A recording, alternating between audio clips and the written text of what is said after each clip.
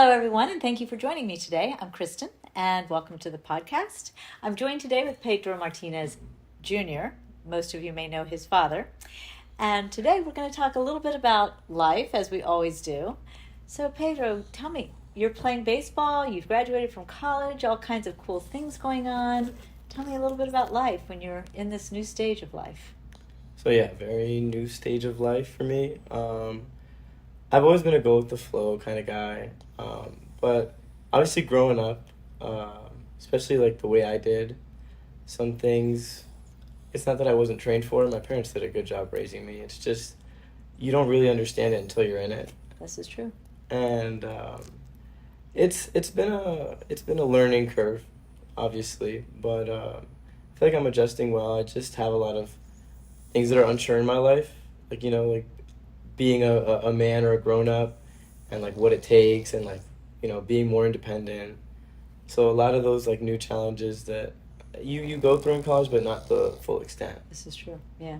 Yeah. All of a sudden you're like on your own.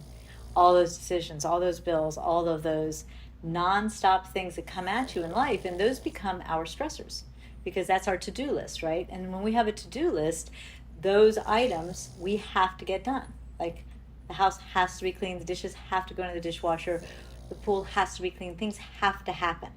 And those have tos are expectations. And so that to do list ends up being stressors in our life. And when we go from college, where that can be a much more loose structure, into living on our own and having a professional responsibility, that was good, having a professional responsibility as well as all of our personal responsibilities, we realize it's never going to stop. It may change, but that level of responsibility will not end now. You see, I understand that, and that's the scary thing because, like you said, in college you can kind of like wiggle your way around things. Like I was never really interested in academics for a long time. I was an athlete, typical, right? Mm-hmm. I mean, I was good at it. I was always a good test taker. I was the guy who never did his homework, though. And, like, throughout that, in, like, high school, college, you can get away with not doing certain tasks. Yeah. And, like, just waiting on only the important things. But as you know, like, once you get more independent, nothing is, not more important than the other. And you have to get things done, like you said. Like, if I don't do my dishes, like, I can't just, like, wait till the last minute now because I gotta go run to work. I can't just show up late to work like I show up late to class, or I can't just miss a day. Right. So it's a lot that goes into it that people don't really think about, especially when you're someone who I'm trying to, be on my own, like, be out and about, so I don't have, like, the cushion of, thinking about my parents and what they're gonna do for me. No. At least I don't want to. It's interesting, and maybe we'll get back to this in this podcast, who knows, but the way we think about our parents in a situation like that they're always there to lean against. Not everybody has that luxury of thinking that way, but when we do, we always have that feeling like they're there. It's in the back of our mind, right? It may not be in the foreground, but in the back of our mind, we're thinking they're there. So if all goes wrong, our parents are there. And there are people out there who don't have that luxury, and it is a foreign feeling, and so you grow up much faster because all of a sudden there's nothing to lean back upon. But when we do go through this stage, that is a background noise. Maybe we'll talk about it, maybe not. Tell us a little bit about what it's like playing baseball. Playing baseball, I mean, I've always loved it since I was a kid. A lot of people will think, my dad played, and people think that, oh, you only played because of, this or that, or your dad made you, or I don't know. He never wanted me to play. Really? He never really cared for any of that kind of stuff, but I grew up as my dad was my hero, and I saw baseball and I loved it. I loved it. I always wanted to do it. And playing is a dream. It's a dream come true, and I want to do it for as long as I can. And that's why, like, sometimes I feel like a little kid compared to some people who are my age. Like, they go on with their career. They get their degree. They go get a job in whatever they have a degree in, and they start moving on in life. They don't. And I'm stuck on this little kid dream. Right.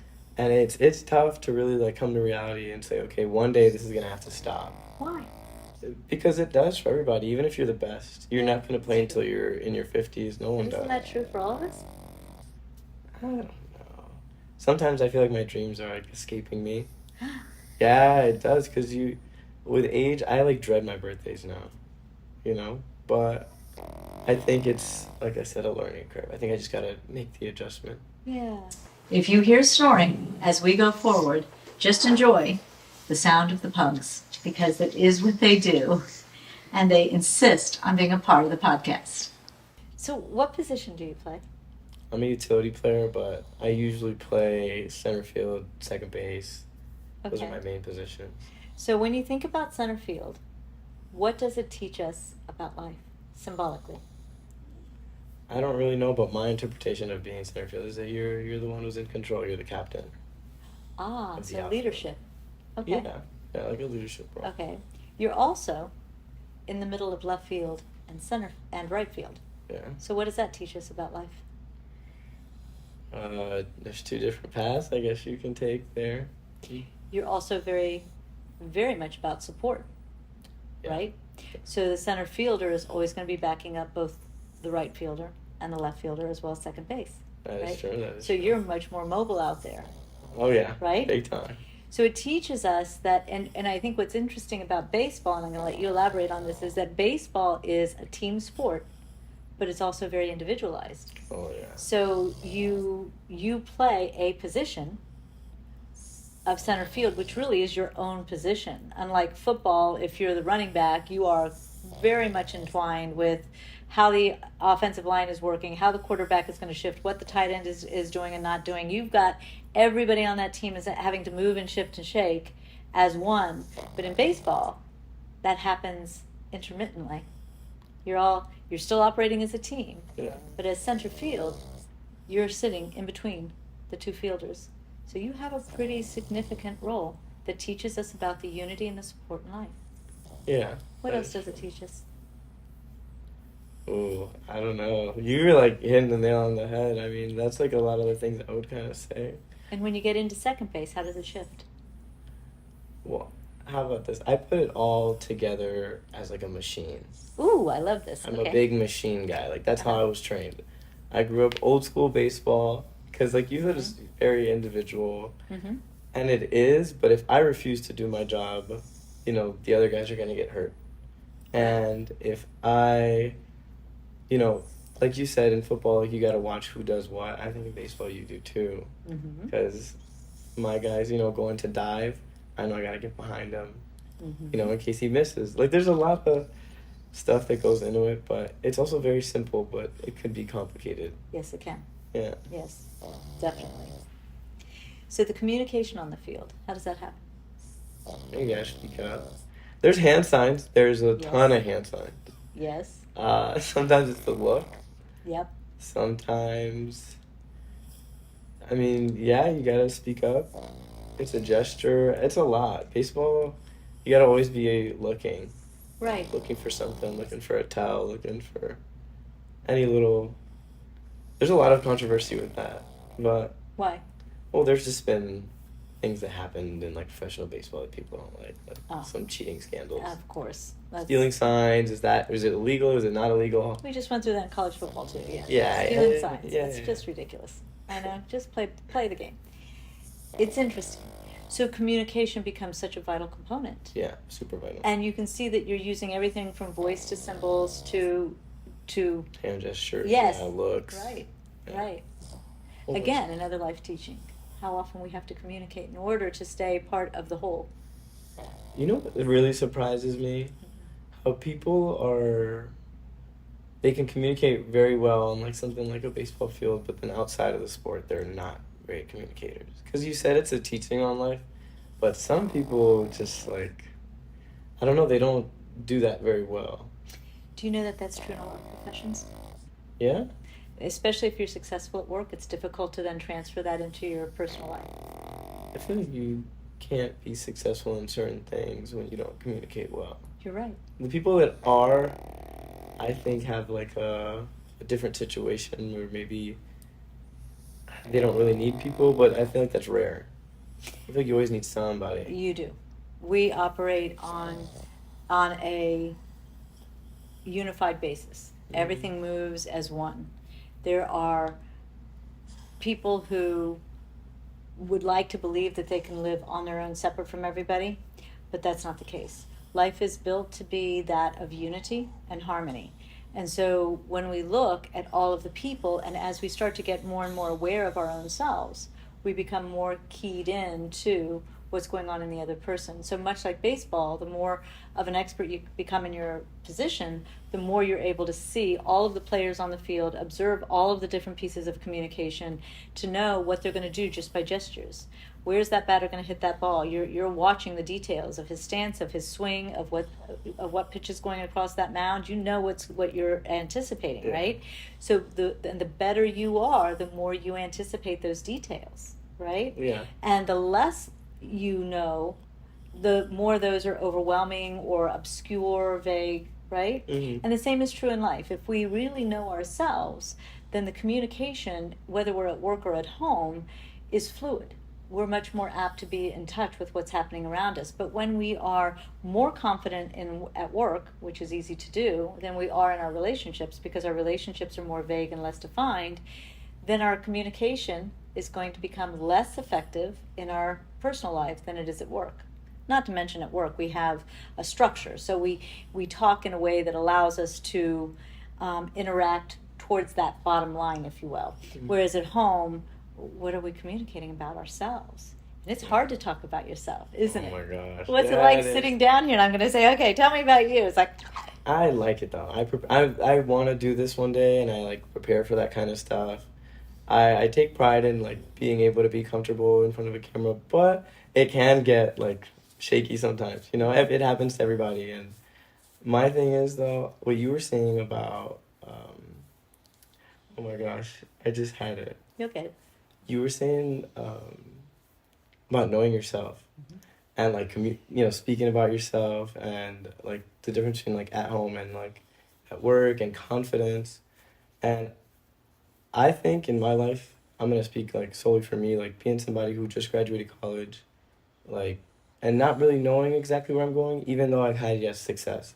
I've done things I wanted to do. I've gotten to accomplish a lot of things. Like me, my parents didn't get to go to college, or at least finish, and that's for me something I take pride in.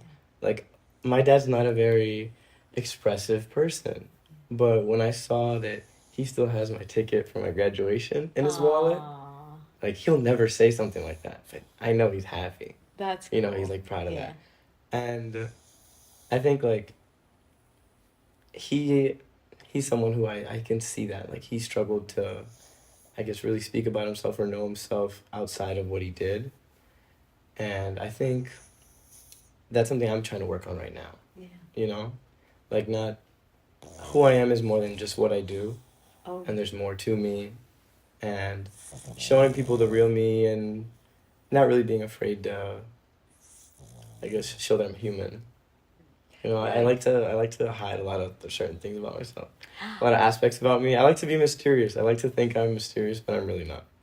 I'm really not. It's much more fun not to be. Because people think you're being mysterious even when you're not. That is true. People That's will true. call you a liar, and you're telling the truth. I know. Isn't it crazy? Their assumptions of you will outweigh what you know is the truth until you stay solid in who you are. That's delusional to me. Like people are so. I think it's a little ignorant. Like why believe something? I feel like I like to give people the benefit of the doubt.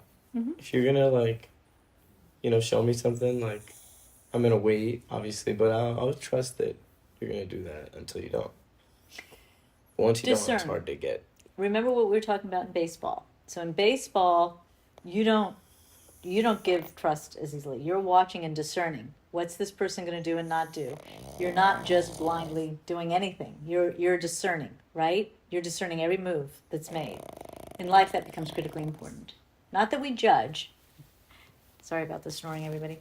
Not that we judge, but that we discern, right? So if I know that someone is telling an untruth, like I was at the event with them and they're exaggerating the story and I'm watching them exaggerate, I'm going to watch, right? And I'm going to learn, and you're going to learn how each person does their own thing. If we judge them, we hold them to that judgment, whatever that may be. But if we discern, then what we're doing is saying, okay, I'm watching this pattern in them. And we can become very curious about that. Like, what is that about for them? Are they exaggerating because they don't think their story is good enough? Do they think they're not entertaining enough? What is it inside that's making them do what they're doing? So we do want to start to discern, leaving ourselves curious and opening up those doors. And so when we start to keep mysterious, guess what happens? People fill in your blanks. And they aren't your blanks, they're theirs. Because if I'm going to fill in your blanks, I'm going to fill it in with my history, because it's coming from me. So if you want to be known for you, you have to say, "This is me." Yeah. Right? I mean, I think I'm like super real. Like I try to be You like seem very myself. genuine, yeah. Yeah, like I try to be myself as much as possible. But sometimes like it's more if I don't really know you. Like I don't like to give all of me right Yeah, away. most people are Which that is way. I guess that's part of my discernment. Yeah. But if someone like tells me something about them, like I'll believe you, and then if you prove me wrong, I'll just kind of laugh. I'm like, why are you trying to say be something that you're not, or why are you, Yeah.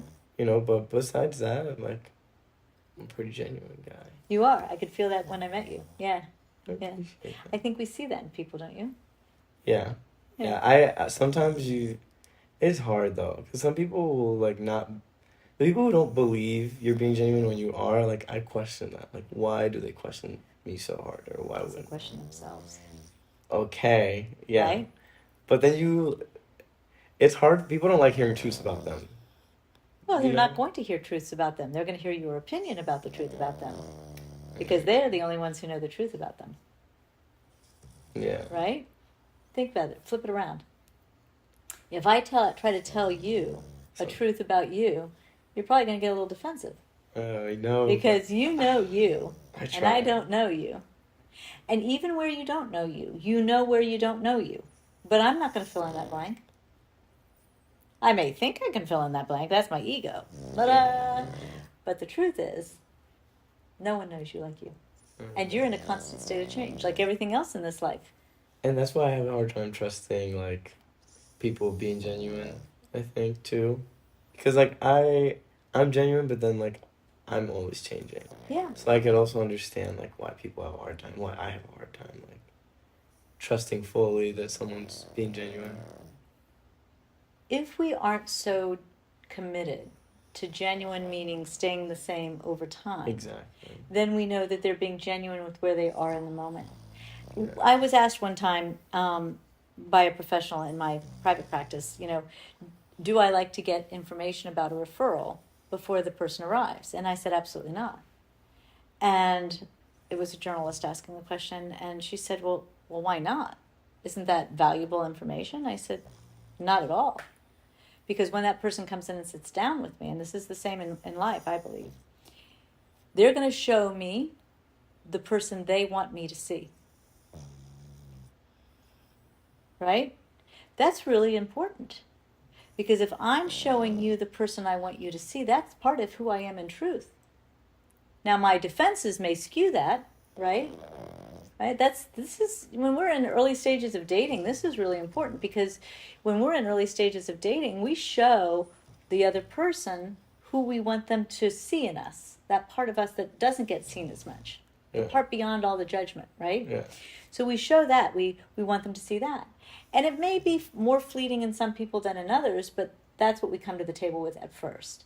And then slowly the judgments and the defenses and the miscommunications and the nonsense get in the way, and we shut it all back down again, and we go back into the mode of being the person that we are socially, which is some combination of defended and not defended. So yeah, I think it's interesting. So when you meet someone, watch who they want you to see, but what they struggle with inside that taints that vision, right? Because everything else is stuff they've learned that takes them away from the truth of who they wish to be. Does that make sense? Makes a ton of sense. Almost too much. But that's why people like you have this profession. Like, why? What made you want to do that? Oh. 'Cause you got to look into yourself when you're doing what you do. Like, to look into other people, you have to look into yourself first. I totally agree, but that's not true of everybody in my profession. I absolutely True. practice Very what I true. preach. Very true. That is true. People often do not. Yeah. Practice what they preach. It's But true. I mean, that's me looking at myself every day in the mirror, it gets hard sometimes. I'm proud of me, and I know, like, I have pride in myself. I like who I am. I trust in who I was, like, raised to be. But once you stretch out and you're like, all right, I'm my own person now. I'm walking around. Sometimes it's hard to not question or doubt. Like, oh, do I have what it takes? Do I Let's have? hope you question and doubt, because this is the age to do that, right? Like you had a phrase, who I was raised to be, which is true for all of us. We were raised to be a particular way. Then we hit our 20s and we break free of the mold. Start stretching out. Yeah, right? Right? Yeah. All of a sudden it's like, okay, that's how I was raised to be, but who am I? You're not going to sway from the beautiful teachings of social interaction and communication and what you've learned from a knowledge perspective. But how do I open up to that truth of who I am beyond what I was trained to be, right? So how do I get there? And those are the questions we start to ask in our 20s and 30s. Who is the man beyond what he was raised to be? Oh my gosh. I feel too old already, and I'm not. Oh, Lord have mercy. I know, seriously, the 30s, like that. If I don't know who I am by then, like, I'm like, what's going on? But then people don't. I know people live the midlife crisis, the whatever life. Well, that's different. But you're forever learning because you're forever changing. I know. This is scary. I can't handle. Why? I'm serious. You look, being, especially in this time of day, like, or this day and age, it's not easy. No. There's so much out there. Like, I feel like people back then were more cookie cutter.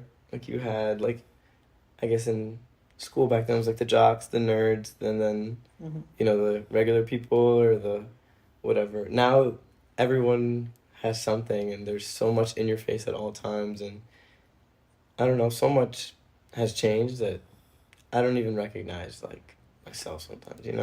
I grew up in the days of the hippies. Exactly. I'm old. So No. when we look at that, I grew up in a time where everybody was talking about breaking the molds, right? Yeah. Taking all of those labels and screw them. We don't want them anymore. Everything, all the labels, all the name calling, get rid of it, right? We were about love and unity, really taking all of those labels and throwing away because labels limit us, right? Then, now, we've grown back into everybody's looking for labels. I'm like, what are you guys doing? Like, we were sitting at the table one night talking about some of the latest terms in this generation, and the number of terms that were label related blew my mind. Everything's labeled. Labels, labels, labels, labels. I'm like, You what kind the of need hell? them, though. Huh? You kind of need them a little bit. We may need them a little bit, but you know why we need them? Why? Because we like to shortchange the way we communicate. Okay, touche. Right? So in psych, if I'm going to communicate with somebody I'm giving a referral to, then I can use diagnoses if I wish. Don't particularly care about them that much anymore, but I would use that to set the stage for what I need from that other professional, right? Mm-hmm. We're looking at this and this and this, and that takes 2 seconds versus going through everything I'm seeing in the but that diagnosis doesn't give that other person anything about the individual's unique way of presenting. Yeah, because everyone gets there different. Mm-hmm. The hot thing right now is narcissism. It drives me crazy because it's out of control. They've created a new meaning for it, and in that new meaning, they've blurred the original meaning. So the original meaning had nothing to do with the current meaning. Well, I can't say it had nothing to do with it, minimal to do with it. So, but that's what we're doing with labeling right now. Everything has. What's another one that's big right now? All these big terms, right? It's crazy. I feel okay. That's really funny you said narcissism because I feel. Now remember, I'm just a young guy who doesn't know anything about anything, but I feel like I have narcissistic tendencies. Yeah, I would hope so. Okay, but you were saying, what is the difference? Give me because the difference between the meaning back then and the meaning now. Well, the meaning hasn't changed. The way it's being used in social media has changed. So narcissism is a personality or traits of a personality that are high achievement and very achievement oriented. And those achievements are very critical to keep the person away from the shame inside they don't want to feel.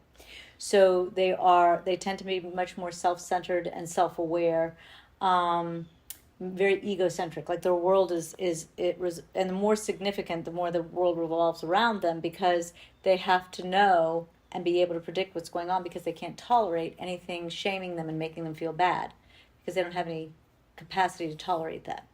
So that structure is very easy to understand and recognize, but everybody who's a high achiever is going to have some characteristics of narcissism, because they're a high achiever and they want to do better and better and better and better. So there's going to be some sort of characteristic, and it doesn't mean they're going to have a full-blown personality. But when we start to take that word and make it ugly and bad, we can't talk about it with all of its positives. What makes people like that? They're not being able to tolerate people's shame, someone shaming them. There are a couple personality structures that do that, if it's a personality structure, which is very, very different. But what starts is, it can come from a couple places.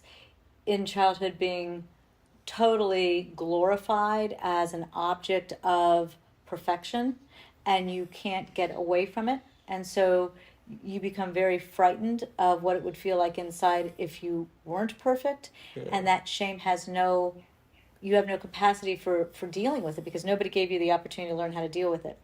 It could come from a place where it was pretty consistent, that you never ever were good enough, and you fought and you fought and you fought to be good enough, and so you squelched it that way. So you can see it kind of coming about. Those are some very simple examples. It can come from no, but we're getting.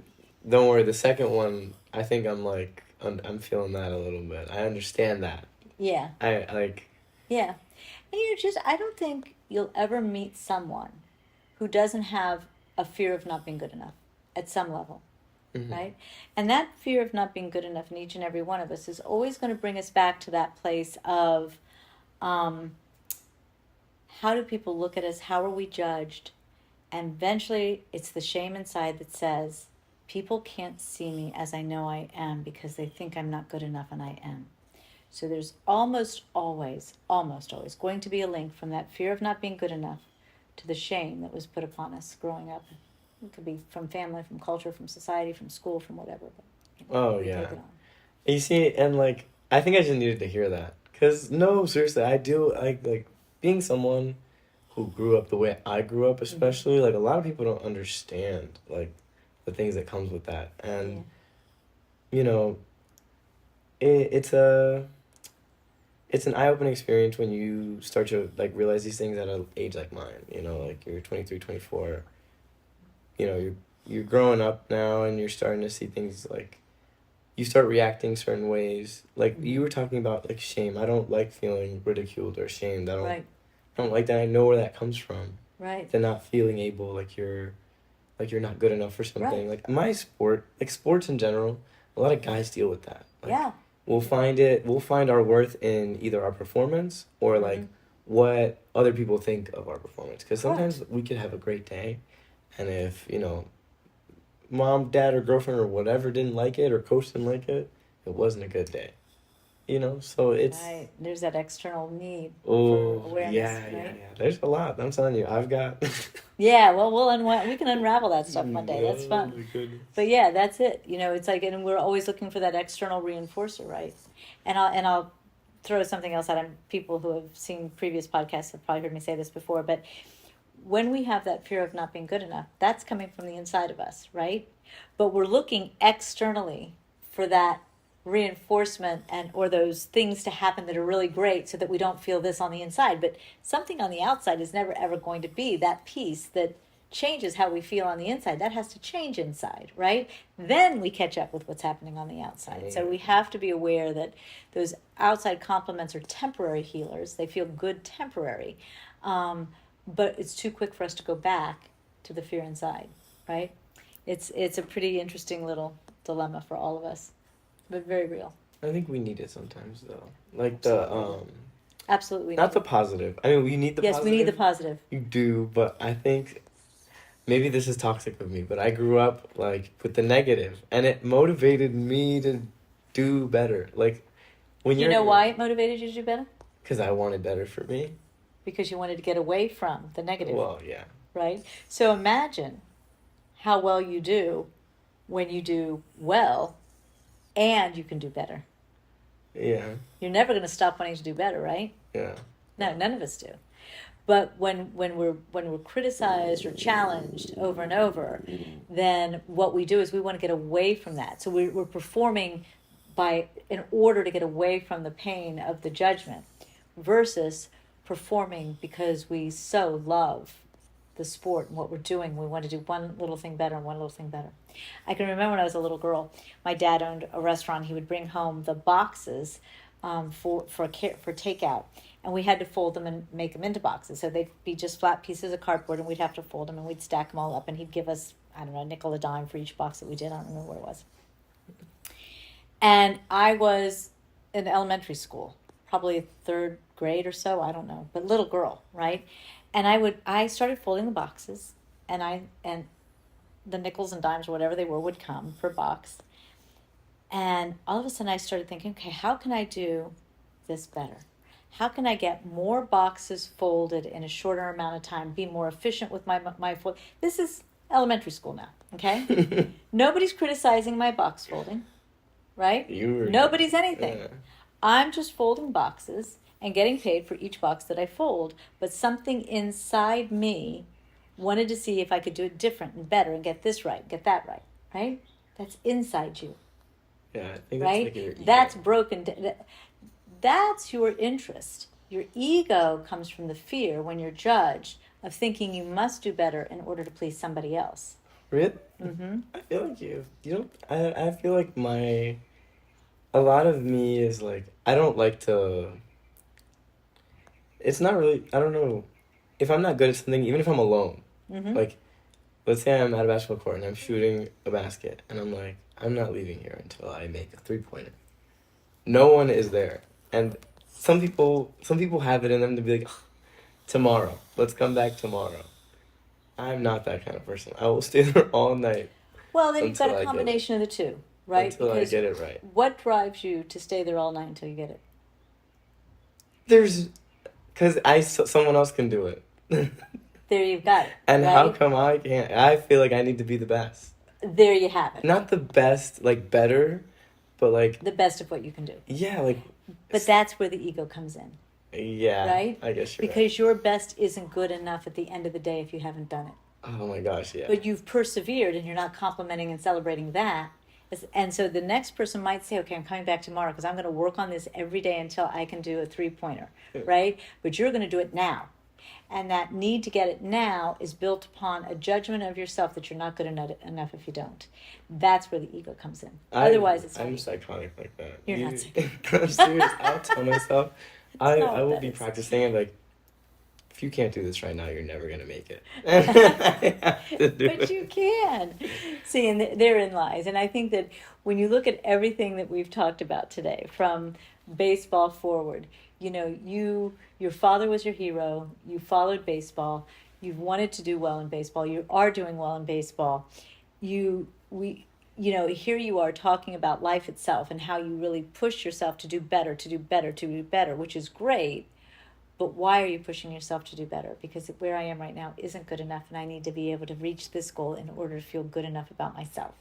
And so you want to look at how that plays through. That's thematic through everything you're talking about today. Everyone always tells me, like, and I ask myself, and that's what's scary, because, like, I've always been like, why are we so afraid to give everything our best? Like, if you really wanted to do something, you get up at 5 a.m. every day. You do something psychotic if you needed to get it done.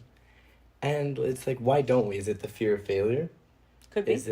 Could be the fear of success. The fear of success? What does that even mean? Could be they don't believe in themselves. And I struggle with like both of those. Mm-hmm. Sometimes I'm like, all right, I'm going to do this until I get it.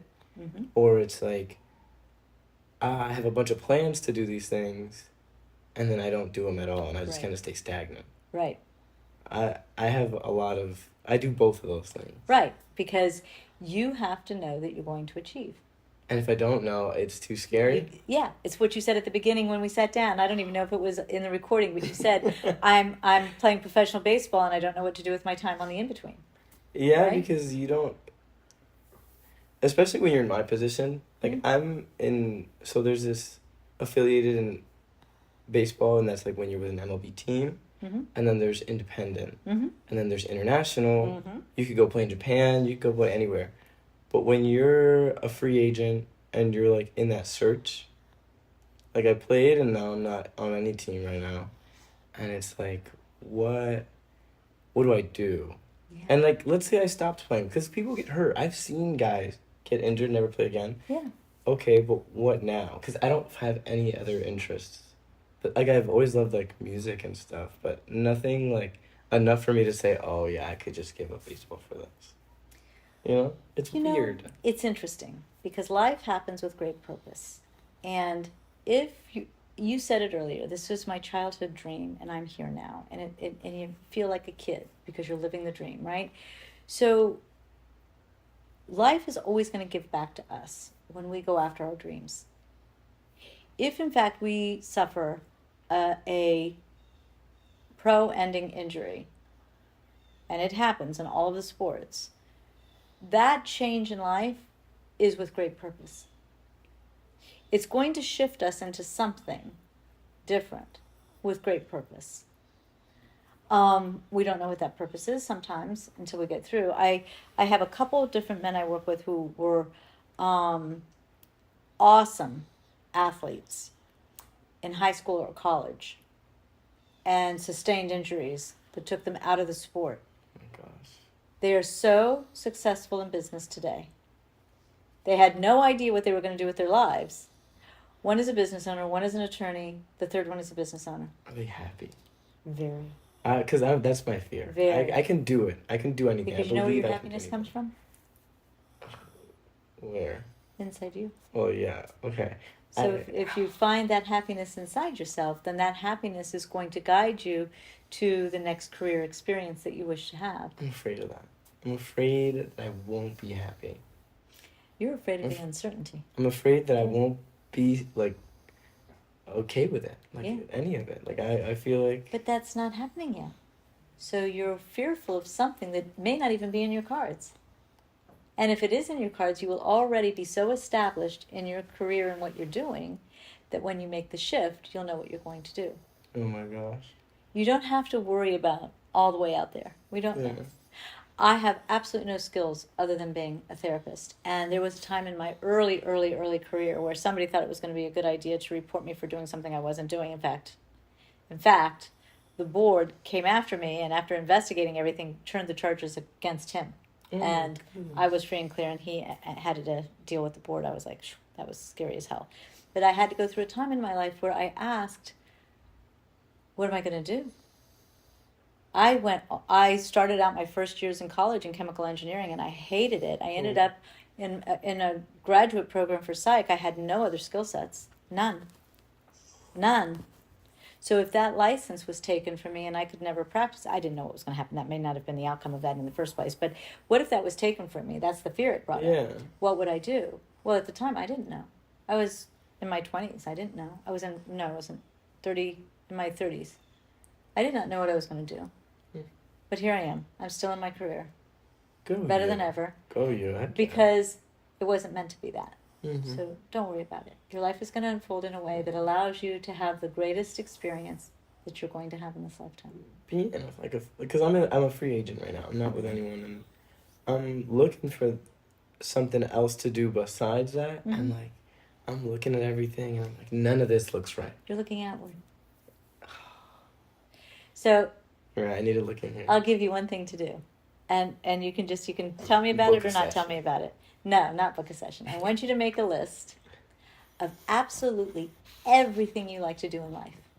Everything you enjoy doing. Everything. I don't care if it's coloring or have sex. You put it all down. Yeah. A full list, as comprehensive as possible. And when you get that done, you just let me know and I'll tell you what to do with the list.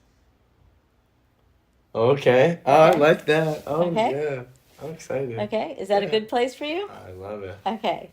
Let's see if we can wrap it up on that note. For sure. It was fabulous. Thank you. Thank you. I really appreciate it. So I think for those of you following along with us today, you see that life is going to always give us a full circle in some way, because life is always a circle. And so even though we were talking about baseball and stepping into baseball and how that links him to his father and the heroic aspects that he sees in his father. He also got to a point in life where he wanted to break away from everything that was, and you can see where the uncertainty, but the need to be successful are starting to play parts in why that concern at this time in his life is happening. But he's in a great place in life. He's at a beautiful new beginning where everything is a possibility.